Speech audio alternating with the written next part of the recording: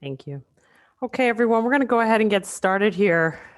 Good afternoon, good morning, depending on where you are. Welcome. My name is Casey Murphy, and I'm ACT's Director of Programs and Events here. And I want to thank you for joining us today for ACT's second webinar this month entitled Achieving TDM Goals Through Effective Developer Relationships. Before we hear from our presenters this afternoon, I wanted to quickly take care of a few housekeeping items. First, all attendees are on mute. If you have a problem hearing us, please type it in the chat box located in the toolbar at the bottom of your screen. We will also be hosting a Q&A, so I highly encourage all your questions today. We're going to have plenty of time to get through all of them, but please feel free to type in all your questions at the Q&A box located in the toolbar at the bottom of your screen. Please note when typing in your question to please identify who the question is for when typing it in. Finally, this session is being recorded, and we'll have the recording up on the ACT website, within 24 hours after the presentation ends. And now I'd like to pass things over to David Strauss, ACT's Executive Director, to give an update on what ACT currently has going on. David? Thank you, Casey. Welcome to all of you that are joining us today. As the premier association for TDM professionals, our goal is to build a strong community of individuals and organizations working to advance and implement TDM at their work sites and within their communities. ACT is your organization for the latest information and best practices in TDM. For those of you that are members, thank you. Your membership makes you part of the largest community of TDM professionals that comes with many valuable benefits, helping you become a more impactful within the work you do. From member access to important events and training, special communications on TDM policy, and access to a network of over 1,200 other professionals around the globe. We do have a few individuals joining us today that are not yet members of ACT, and to each of you, I invite you to become a member of our community. I guarantee you that ACT membership will be a valued investment in your professional growth in 2021. After today's event, you'll receive a note from Elizabeth Denton, our Membership Experience Manager, offering an opportunity to connect and learn more about ACT. Before we get started, I want to take a moment to update everyone on some of the news from within the association. Yesterday, ACT released our inaugural list of those that recently passed the TDM CP exam. 54 professionals from across the United States and Canada passed the exam, joining our group of 26 beta testers to become the first class of TDM CP. This marks an important milestone for the industry as the profession looks to create standards and expectations for what it means to be a TDM professional. Many thanks goes out to our Certification Board of Trustees for their leadership in developing and overseeing this exciting new initiative. Dates for our 2021 exams have not yet been released, but you can begin to study and prepare for the exam by visiting the TDMCP pages on the ACT website. ACT continues to communicate with leadership in the Biden administration and the new Congress to advance our goals of incorporating TDM within federal transportation policy and programming. We're confident that the incoming team at DOT, which actually includes several individuals very familiar with ACT and our efforts, will be strong supporters of TDM in our work. In the coming weeks, we also hope to reintroduce ACT's More Through TDM legislation with a new lead sponsor, and we hope that all of you will look for opportunities to inform your local members of Congress to support this important bill. Planning for ACT's International Conference is scheduled for August 1st to 4th at Disney World. It's continuing to move forward. Stay tuned for important information in the coming weeks about the program and registration. This will hopefully be our first major in-person event in over a year and a half. And while we know there are many concerns out there and questions around COVID and what may be in store for the event, we're doing all our best to plan an event that is safe, informative, and ultimately fun for all those that are going to join us in person. Lastly, ACT's Board of Directors met yesterday and approved two items of interest I wanted to share. First, the board approved the appointment of members to ACT's new Diversity Inclusion Committee. This new committee will help advance important issues around diversity, equity, inclusion for the association. Second, the board approved the formation of a task force to look at developing a TDM program accreditation initiative, which would help establish national standards of excellence for TDM programs across the country. If you're interested in participating in this effort, please reach out to me after the event. Now, on to today's webinar, Achieving TDM Goals Through Effective Developer Relationships. While TDM is often used by communities to address the impacts of a development may have on a neighborhood, effective TDM is built on a collaborative relationship between the community and the developer with an outcome that helps achieve its desired goals related to a successful project. Today's speakers will share how the TDM planning impacts and supports the commercial real estate projects.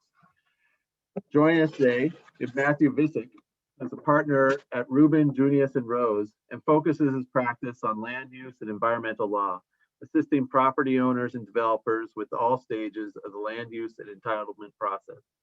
His broad experience in matters related to planning and zoning law, climate change regulations, and rent control. His particular expertise in compliance with California Environmental Quality Act, and works closely with project proponents, public agencies, and environmental consultants on the preparation and defense of CEQA documents, such as environmental impact reports. Mr. Visick also served as general and special counsel to public agencies in the Bay Area, advising staff and decision-making bodies on land use and municipal law issues. He helped bring to a successful resolution controversial environmental and land use matters and provided strategic advice on legislation and regulatory initiatives. He's an experienced litigator, successfully resolving litigation involving CEQA takings, redevelopment, water rights, civil rights, Prop 218, and rent control, with several cases garnering published decisions.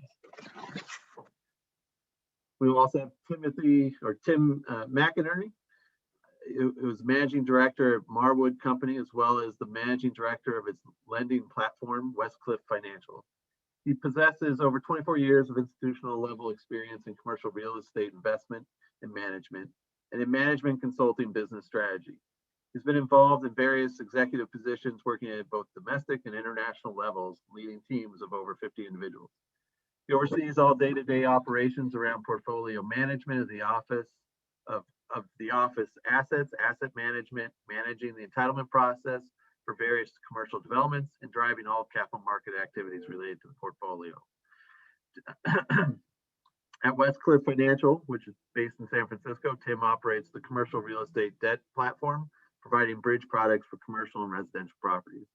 Tim is a native of Sunnyvale, California, and holds a BA from University of San Francisco in politics and French, and holds a master's from American University in International Law and International Organization. The two of them had some great language that is very new to a lot of our TDM crowd out there. And to kick us off today, we have Elizabeth Hughes, who's TDM Specialist, President and Principal Transportation Demand Management Planner. Ms. Hughes has more than 20 years of experience developing sustainable TDM plans that meet entitlement, reduce parking, demand, and vehicle trip mitigation requirements. As a practitioner in the commuter management field, Ms. Hughes has a distinctive ability to identify transportation needs and corresponding mobility resources. This specialty knowledge allows her to coordinate appropriate multimodal solutions. Significant data from a variety of projects provide insights that allow Ms. Hughes to create successful behavior change marketing campaigns to enhance employee and resident engagement. She also creates and implements customized commuter programs for property managers, large and small employers, and facilities and human resource professionals. Elizabeth, I'll turn it over to you.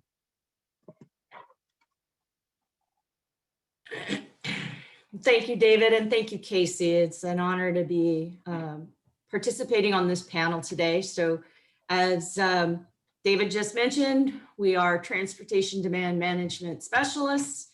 We work quite often with developers, the architects, the real estate attorneys to develop TDM plans, primarily for mitigation requirements, condition of approval requirements, reducing the vehicle trips in the AM and PM. Oftentimes this is spurred by the opportunity to build reduced levels of parking, so there can be more increased floor area ratios in the projects. sometimes it's a requirement to reduce greenhouse gases by way of reducing commuter drive-alone traffic. So we've been working with the development community for a very long time, primarily in the San Francisco Bay Area and the Sacramento regional area. And then, as David mentioned, we do sort of the next phase of that kind of work, which is commuter program management, implementation of those TDM strategies, et cetera. Casey?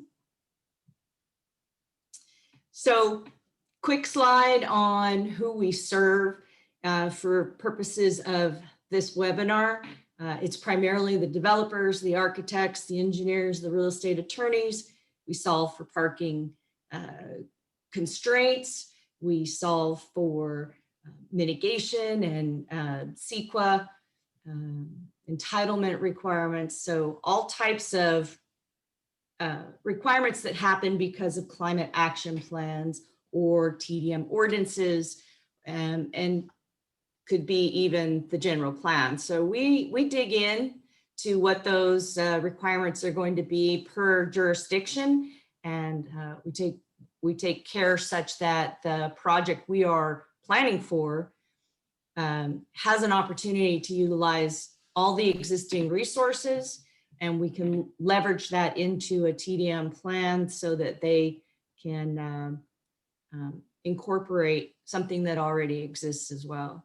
And then the second section is really about the property managers and the employers and the tenants, which is more of the commuter concierge work, the program implementation for commuter management, et cetera. Casey? This map is really just a snapshot to show the locations throughout the San Francisco Bay Area where we are managing commuter programs. And so the management map here is really projects that have already gone through the entitlement process. They have received their approvals. They've been built and now they're occupied. And now we are actually implementing many of these projects throughout the San Francisco Bay Area. Casey? So what we do when we're looking to develop a TDM plan for a developer, we look for those existing conditions. We want to identify, is there transit? Is there a bike lane? What types of shuttle systems are nearby? How close are we to resources, bus routes, other types of features that might assist the project?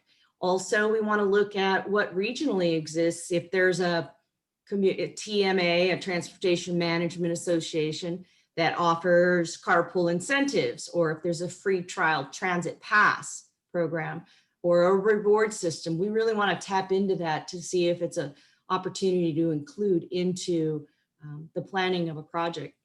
We then take a look at how we can incorporate TDM measures into the infrastructure planning of a project. We know we're going to need showers for those bicyclists. We know we're going to need bike parking for the commuters. So it's a long-term bike parking. We know we're going to need short-term bike parking for visitors and deliveries and such. We know we're going to probably want some type of a transportation kiosk, whether it's something that gets mounted on a wall or perhaps it's going to be an electronic device. We are always looking for an opportunity to enhance existing resources, such as if there is a bus stop, well, maybe we, as the project, suggest or propose we build a bus shelter. So anything that's physical or infrastructure related, we look for those opportunities. And right now in the San Francisco Bay Area, we are always recommending to our clients to double the Class 1 commuter bike storage space, if at all possible. Our bicycle users have just exploded over the years.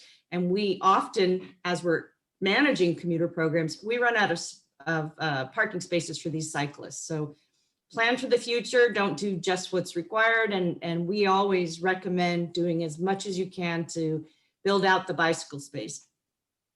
A major portion of what will occur later in the program management side, once the project is implemented, is just tremendous amounts of outreach and program management.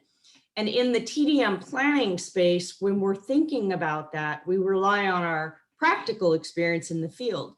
And so the programs that get planned into a project take a look at, again, existing resources, and we will identify in the plan itself to promote the carpooling, to promote the transit, the bicycling, identify how and where an emergency ride home program would be implemented.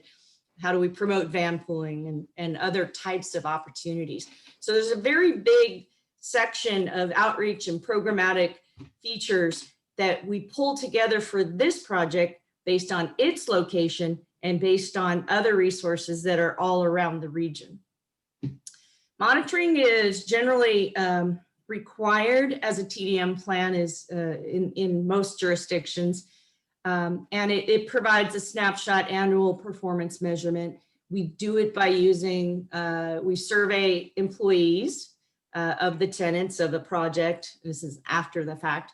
And in some cases, we'll do a mid-year survey to try to gauge how we're doing. We call it a satisfaction survey.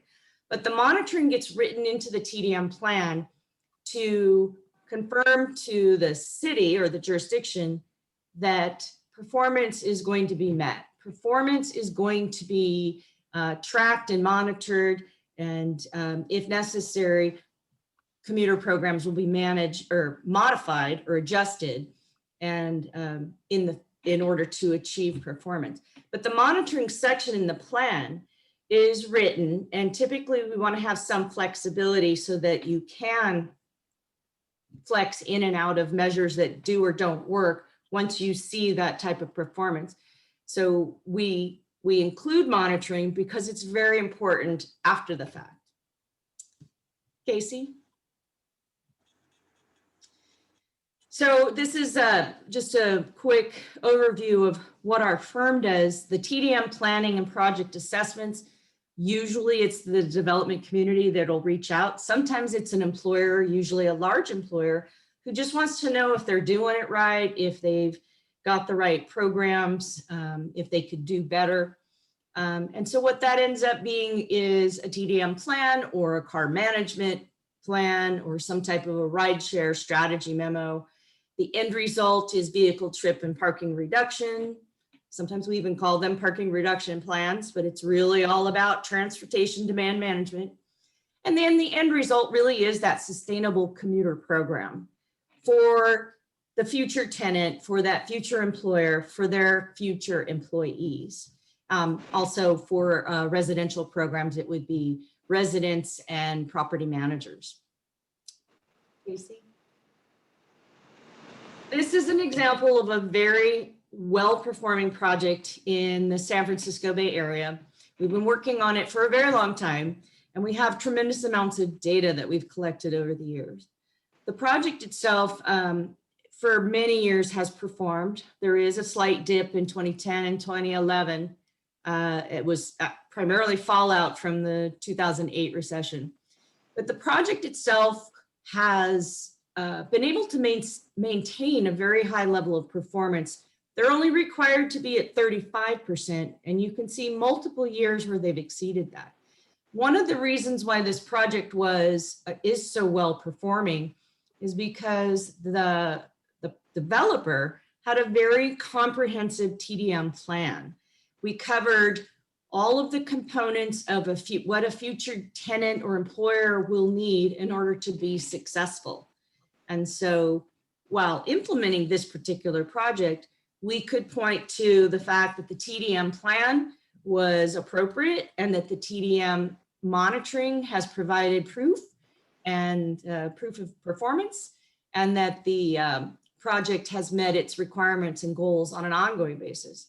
This makes the city happy, it makes the property managers happy, it makes the property owners happy. So we always go back and give credit where credit's due.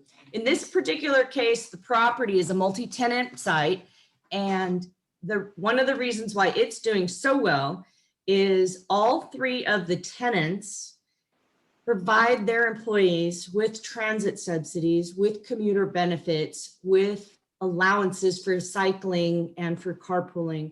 So they've integrated company programs and benefits in addition to what exists today in the region.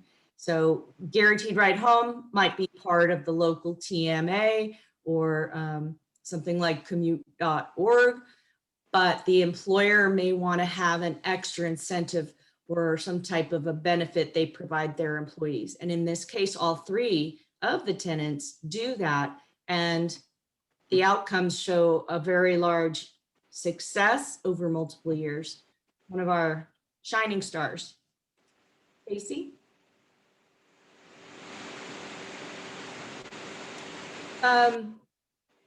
A quick slide on how we do the implementation, which is later.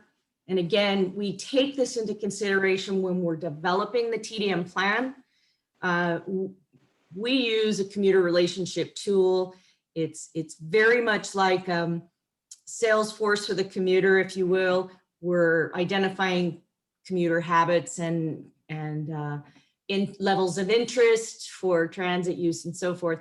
And we build information about our commuters. We build information about our tenants.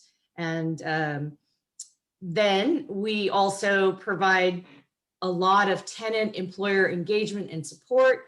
We do that with our property managers as well in tandem. We like to consider ourselves a little bit like extension of their staff so that we can kind of be seamless in the process.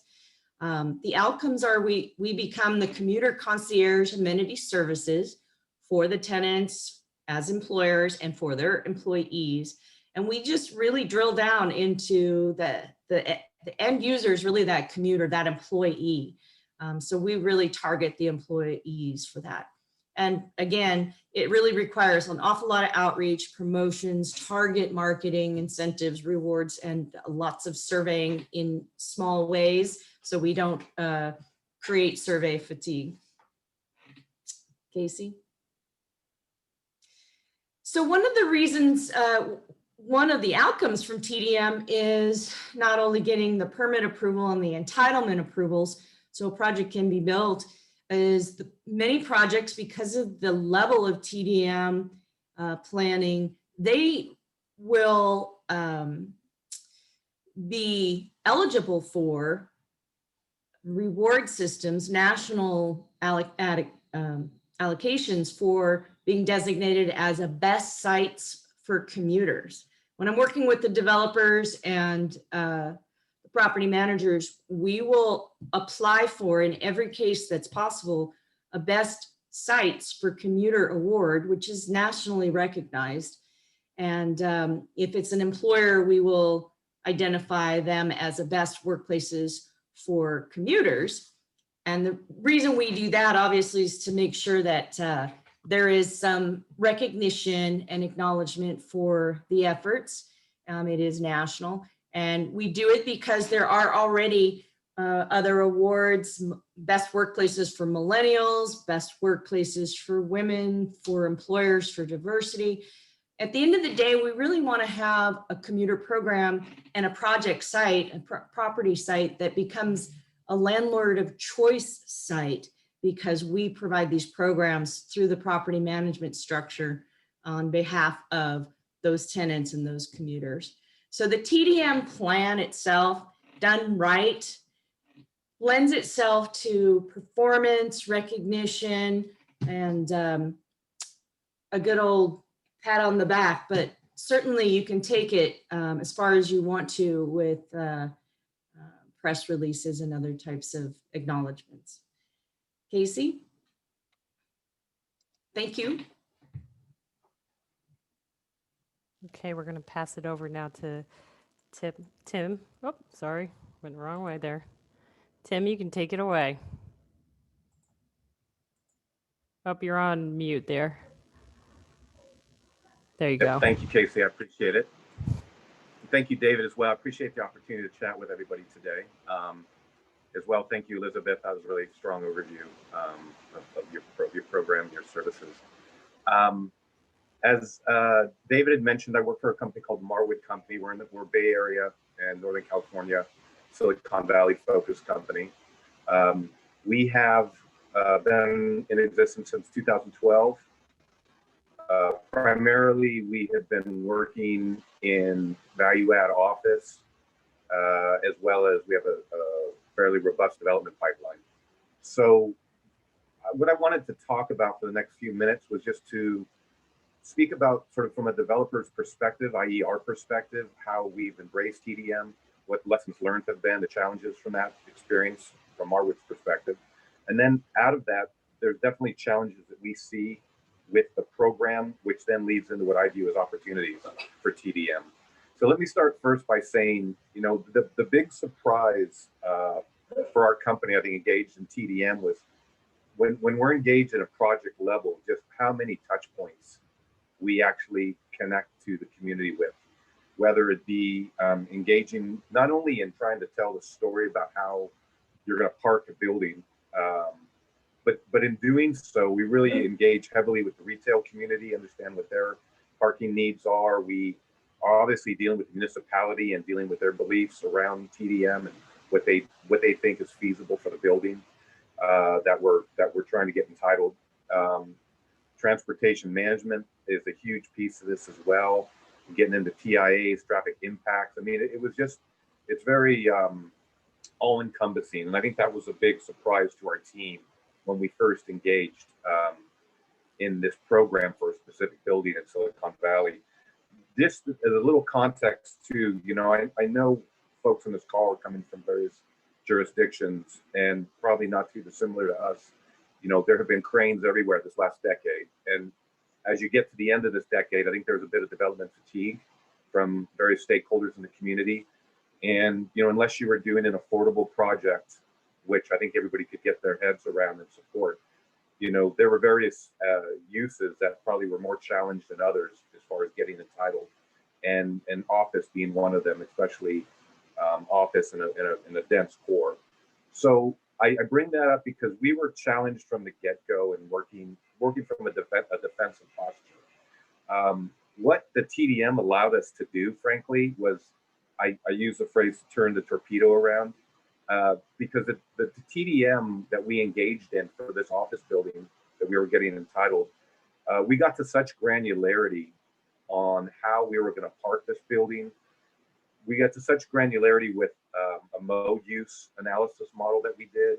We stressed the model extensively. So we were able to really get a good handle, as well as you could with a model, on how we thought every employee was, for the most part, approximately, how the employees were going to get into our building.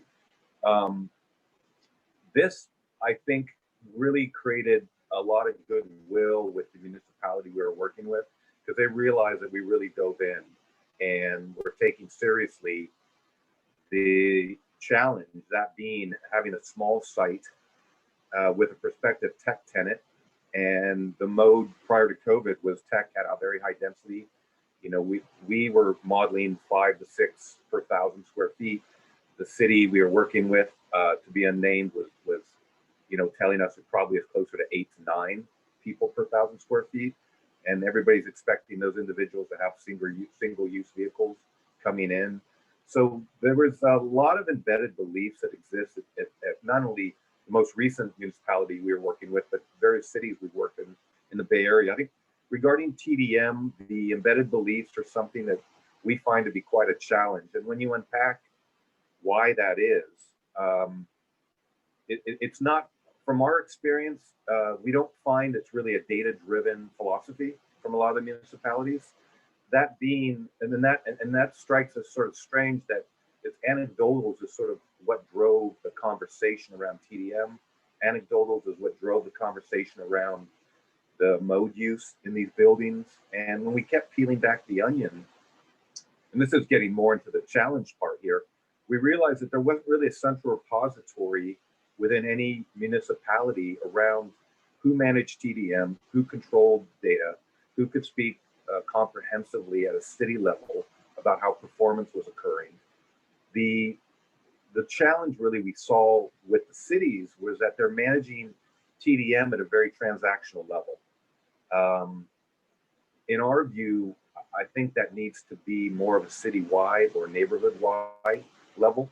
You know, even a regional level would be a great aspirational goal for some of, you know, especially in the Bay Area where transportation, and that's not too dissimilar to a lot of cities across the country where transportation has to be looked at regionally, not city specific. But in regards to TDM, that there's an enforcement mechanism that it's a carrot and a stick situation where you need to have a TDM, you need to actively manage it, and if you don't manage it, you will be fined. But when you peel back the onion, our experiences were there was not really a program set up in any of the jurisdictions we worked in where they're managing this holistically and can speak authoritatively across the city and speak to how well the various offices were performing. So education obviously is a massive piece here. And aside from political will at the city level, city council level, I think the opportunity here going forward for TDM I see is vast. And I'll get to that in a second. I bring up education because I do think with cities, you often hear of the we're a different mentality. We brought in best practices from other cities, but the we are different than that city sort of permeates, and we've had that experience a few times. So it's tough to get best practices to be fully absorbed. But I think that closing on the challenge piece here, I think the private sector can do a really good job moving forward. I think there's an opportunity for them to liaise with municipalities because we really own the data at our project level, and developers speak to each other. And I think they folks that are developing in various areas, submarkets, can share data about TDMs. And I think from that could come out a very intelligent conversation and a sort of a so what or an analytical hypotheses around how buildings are performing. That could be that with the city, collaborating with cities, you can say something intelligent about how TDMs are performing or not, and maybe alter or challenge the bias a little bit about TDMs. The opportunity piece moving forward here is I see, in the Bay Area, obviously driving norms are being challenged and they will be changing next 10 to 20 years. There's expectations that there'll be vast changes in driving patterns. I mean, there's a lot of money just in our neighborhood being thrown into autonomous vehicles. There's a lot of state legislation, there's strong state legislation around e-vehicles.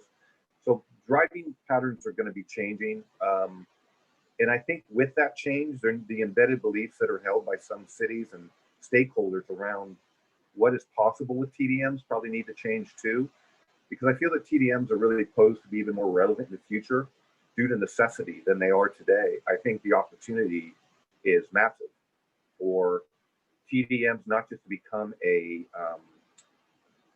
paper exercise for a developer to get an entitlement, but something that's truly embraced at the city level and is managed actively at the tenant level. And developers are bringing tenants in the buildings who are like-minded with the idea of bringing peace to, the workforce and helping them figure out how they're going to get to work every day in a very congested area, such as what we have in the Silicon Valley corridors. I think just having people have a peace of mind about what type of options they have to get to work would be massive. And TDM can play a big role with that. I think this holds true in dense city cores with TOD served communities, neighborhoods with just congested corridors. So, in closing, I think the opportunity is vast moving forward. Obviously, municipalities, again, run into problems with staffing and funding.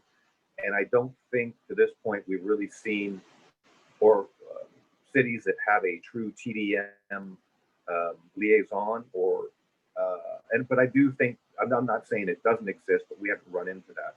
I do think the opportunity for the private sector to work and collaborate with cities to make these to make the data more vastly available, to help educate cities and maybe even work with them and carry a little bit of the workload so that cities can truly manage a little bit better outside of a transactional level, building level, but manage more at a submarket or even city level. How TDMs are doing to help with traffic patterns, to help, because it spreads much broader beyond the building level. Those are just some of my thoughts, Casey. I'd be happy to, address questions later, but I think I'll just leave it at that. Absolutely. Thank you so much, Tim. Greatly appreciated. And just remind folks, as you do have questions for our panelists, please feel free to type it in the Q&A box as you get going. so we can try to get all your questions answered here at the end. Now I'd like to go ahead and introduce Matthew Visick. He is the partner at Reuben, Junius Rose. Matthew? Thanks, Casey. So I'm gonna do my best to be somewhat brief here. This is the view from the standpoint of a land use lawyer, and really my job is to manage risk for clients as they move forward with development projects. And so the view from where I sit is probably a little bit different. It's a little bit more nuts and bolts than what you probably heard from Elizabeth and from Tim. But there are really sort of four main issues that come up in my practice. TDM is something that is it's prevalent in the Bay Area where the bulk of my practice is, but it's also something that is developing as we're implementing it, and it can make it quite challenging to figure out how to advise clients about it, and it can leave my clients apprehensive about how to engage in the process in a way that I think is counterproductive to the larger policy goal that TDM serves. There's been a couple of mentions of CEQA. I know that we're having a call with a national audience, and I don't know how many folks know what CEQA is, but briefly, it's sort of the California, it's a baby NEPA in California. It applies to discretionary projects. It comes up a lot in the land use project context. And the important part about it for this presentation is that it requires mitigation to be implemented where feasible to mitigate significant environmental impacts. And so it comes up a lot. TDM comes up as a strategy, a mitigation strategy for traffic impacts, and to some degree, parking requirements that are driven by single car trips. So the slides got sort of the four buckets of issues that I think come up most often in my practice. The issue of just how an application is processed can be maddeningly duplicative in many jurisdictions now, often as a result of CEQA review when they're doing their zoning updates or specific plan implementation, they're requiring TDM as a zoning requirement. And so the applicant, when you come in to propose your project, will have to propose how you're going to meet the zoning TDM requirement. But you're also going to be reviewing that project through CEQA during the entitlement process. And often you end up with a separate set of TDM requirements that come out of that CEQA review later on. And then you have to find some way to reconcile the two. TDM becomes awkward and duplicative and expensive in ways that it really would be much better if it weren't. That's the short form of that one. And the entitlement risk is probably the one that is that causes the most consternation for project applicants. When a project is proposed, often there will be I understand we've got a lot of planners on the call, and so this will be a familiar process. The application is submitted. The applicant will work with planning staff to refine the way that the project is proposed, but you don't really know what you're going to be required to do and what's going to be approved until you get all the way to the end of the process when you're in front of a planning commission or a city council that's approving the project. And so often there are aspects of the project that turn on approval of the TDM plan. Things like parking reductions. Often, you're talking about communities that have pretty high parking requirements, and you're talking about denser projects that are looking for ways to avoid having a really burdensome parking requirement. And so that they'll be implementing a TDM plan, and if that plan is not approved at the end of the process, then the project really isn't viable. It's not financially feasible. And community groups who in California are often opposed to projects. Community groups have figured out that the subjectivity around TDM plans is really something that they can seize upon to find ways to create opposition or skepticism about a project at the decision-making body. And that can, it becomes a form of leverage for community groups to try and oppose projects or scale them down in ways that, again, can result in them being infeasible. And so you get projects that go through entitlements but don't get built. Another issue is what I'm calling location and sort of the logistical challenges with projects. TDM works really well when you have a project that's transit-oriented development. You've got a light rail line or some sort of a regional rail line. It's fairly straightforward to implement a TDM plan with a project like that, and cost effective. It's not a stretch to understand how it'll work. Many communities in the Bay Area are averse to having a large amount of upzoning around transit stations and things like that. And the TDM plans aren't applied to projects that are only in those areas. They're applied throughout the city. And so it can be quite challenging to figure out how to implement a TDM plan in, for instance, a suburban city where there isn't really significant transit service and things like that. You can create a plan, but the cost to actually implement it can be, well, it goes back to the feasibility of the project. The TDM plan can really remove any profit, and you end up with a project that doesn't get built. The last one that I was going to talk about is just cost. It is part of how my clients view a lot of these projects is, they're very interested in the public policy goal. They're in favor of finding ways to create a more transit-oriented development pattern, but there's no straightforward way to apply TDM throughout the region. We've got transportation planning is largely regional in many other ways, but when it comes to TDM, it goes to what Tim was saying. Each city has its own policy, and also the cities often rely upon outside third parties to implement TDM plans, transportation management agencies and things like that, which aren't controlled by the city. And so there's one city I can think of that Tim and I have actually worked on a project together in, where to meet the TDM requirements, you've got to join a TMA that's not controlled by the city, that is very, very expensive and provides very little benefit for many projects. And so developers are coming into that picture, wanting to implement one, but feeling wary of how to do that and playing defense because they don't know how they're going to do it in a cost-effective way. They're really at the mercy of a process that they don't understand well, and often planners don't understand well either. So, just to sum up here, I think we all agree that we need TDM to resolve some of the most pressing public policy issues of our time, greenhouse gas emissions and climate change and things like that. But we also really need predictability around how that policy gets implemented in order to bring the development community along and to get them inside the process, helping to propel it forward.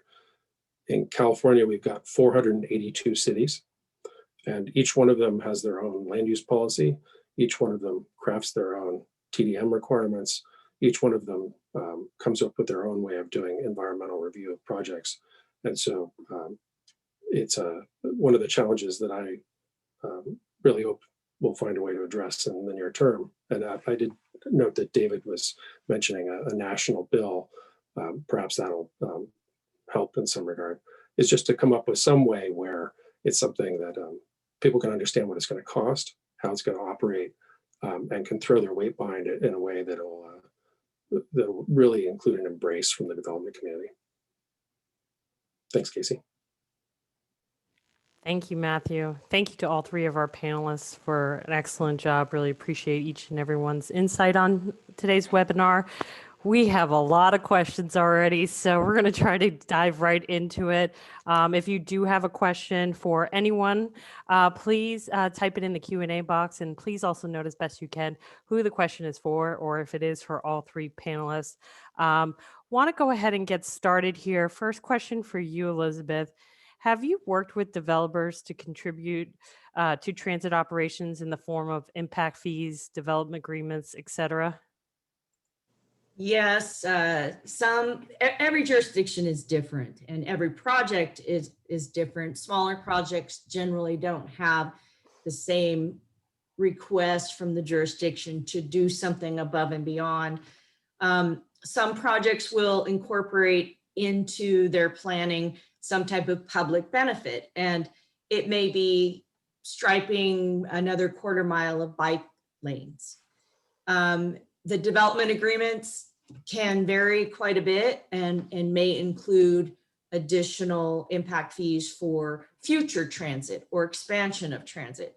Generally, the development agreements themselves are negotiated between the developer and the jurisdiction, where there is a request by the jurisdiction to incorporate more and the developer needs to assess whether that's viable. I will be able to provide recommendations and feedback as to features that are related to those TDM impacts.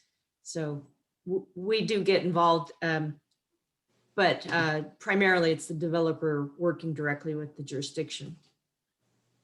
Okay. And as we get going here, I forgot to mention to our panelists too, if at any time you want to jump in on someone else's question or add a tidbit, please feel free to do so.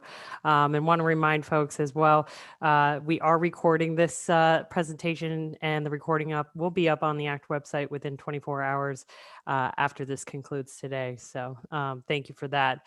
This next question is for you, Tim. Tim, it seems that in order for TDM strategies to work well, employees need affordable housing near public transit to get to the job site. In the land development process, is there any relationship around jobs/housing that can be fostered? Not necessarily mixed use, but where employees are coming from? Yeah, that's a great question. I think the answer is yes. I mean, but I guess that has to sort of happen organically because we're, sort of from our perspective, we're not a residential developer.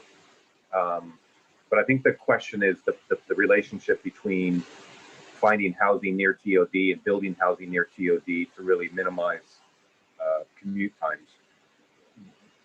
We're in all the jurisdictions we're working in now, there is a very strong push for housing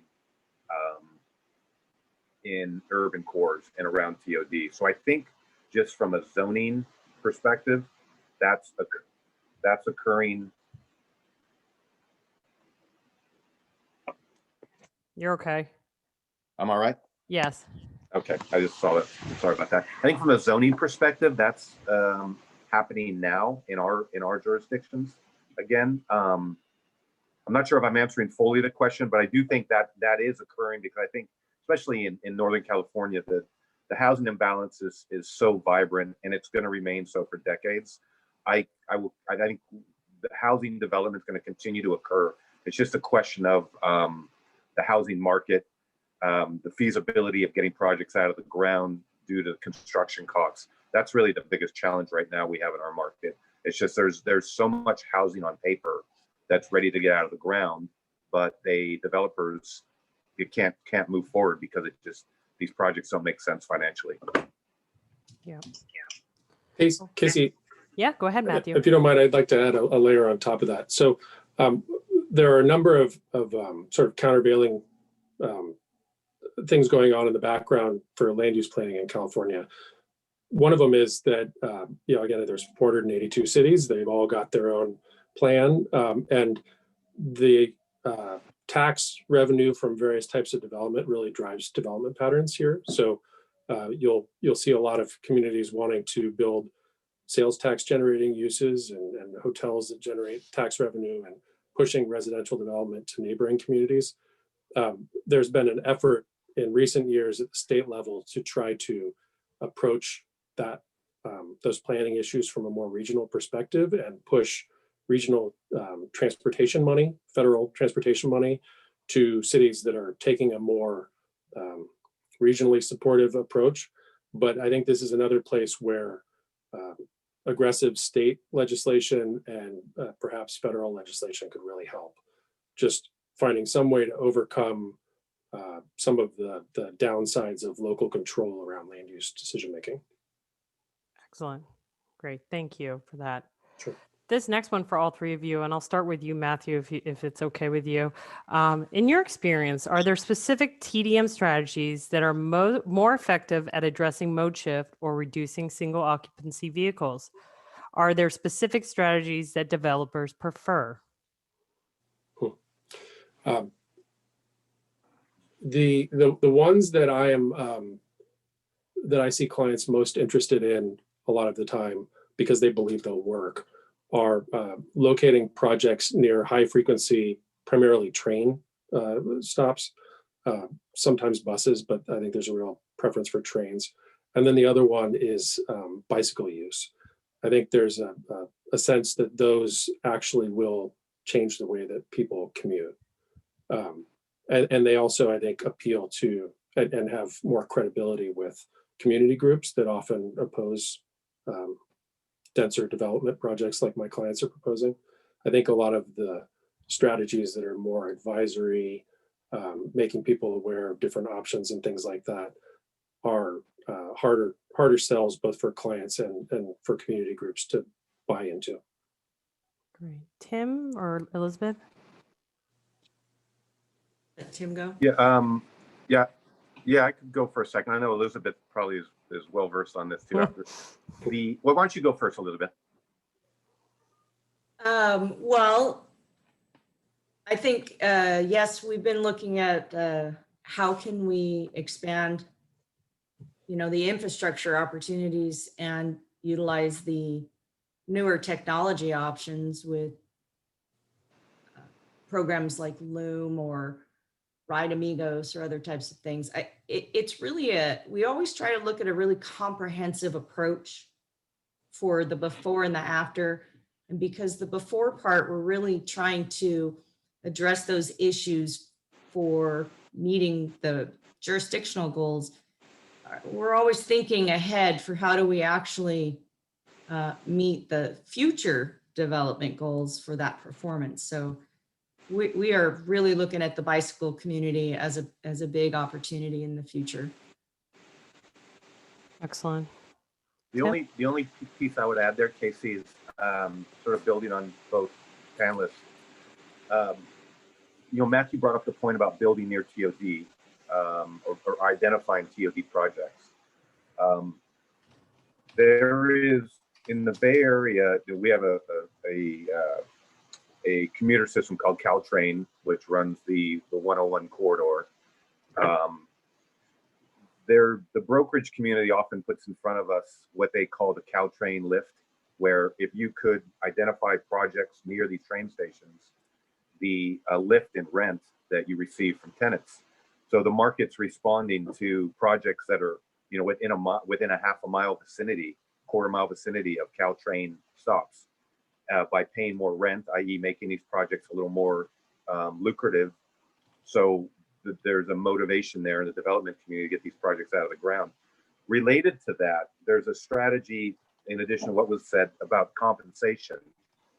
So the developer can team up with the tenant to provide a compensation structure to compensate employees for their monthly passes, to help alleviate that out-of-pocket cost that employees are going to have in a building if they're going to buy a month pass on a train or a bus or all-purpose pass. Coming up with creative schemes to assist. And frankly, it's a co-share between a tenant and an owner that gets laid out up front. And I think that goes with finding like-minded tenants who really do buy into the TDM and see the value for their employees. And that's sort of the direction I think we'd like to move into moving forward in our projects and then that's a way I think where we get TDM a lot more credibility and acceptance in the community as well. Excellent. Tim, while I got you, I'm just gonna hit one more question here for you, try to get this in. Do you partner with other developers nearby your projects on any TDM projects like buses, bike share, infrastructure, et cetera? Go further together, if you will. And if so, can you describe those projects? And if not, why? Yeah, it's probably a question of why we don't go further with other developers. So, hand on heart, where we're at right now, and it's a really strong question. Where we're at right now is exchanging data with developers. I mean, the conversation has now started in the various areas that we develop, that we're reaching out to like-minded developers. We're exchanging information on TDMs. We're sharing the data. I think the next step would probably be looking to get into these kind of programmatic relationships a little bit more, where we can maybe share resources or share tools to help people get to the offices together, even though they might be in separate offices but nearby. I think that's a great next step. But hand on heart, all we've been able to do right now is get the conversation started and to be sharing information, which I do think is at least the feedback I'm getting from developers we've worked with, is that in itself is a new conversation. Excellent. Okay. This next one, and I hope it may be the last one, and I apologize, folks. I know we have so many questions coming through right now, so I encourage you all, if we do not answer your question today, to please reach out to our panelists. They're more than happy to answer any additional questions you have. Trying to get through all of them here. So for this next one, it's for all three of you. I'll start with you, Elizabeth. We'll go the other way this time. How will the elimination of the business deduction for employer-provided commuter benefits impact your work? I'm wondering specifically how I can use this new expense from employer-provided parking to get employers or developers to feel more open to the TDM strategies I'm suggesting. That's an excellent question. We had one employer that got hit with that tax for the parking. They provided free parking for their employees. They actually had a parking shortage, and so their quarterly tax for that was upwards $500,000. And for something along the lines of a quarter of that, they could have had a really robust commuter program with more incentives for people to carpool or bike. They were already offering free transit passes and free shuttles and guaranteed ride home programs. So the difference financially was a huge wake-up call for the employers to see what are they're getting taxed on it. It's an amount of money that just goes away versus what they could have done with that funding, not only to enhance their employee benefits, the work-life balance for their employees, their employee programs for a fraction of the cost. So developers that have unbundled parking or parking as part of their leasing that they're paying for are really going to see a large financial impact to pay for free parking for their employees. And two ways to get around that is to reinvest in their TDM programs, which is their commuter programs, or start charging daily for their parking at their campus sites. Excellent. Tim or Matthew?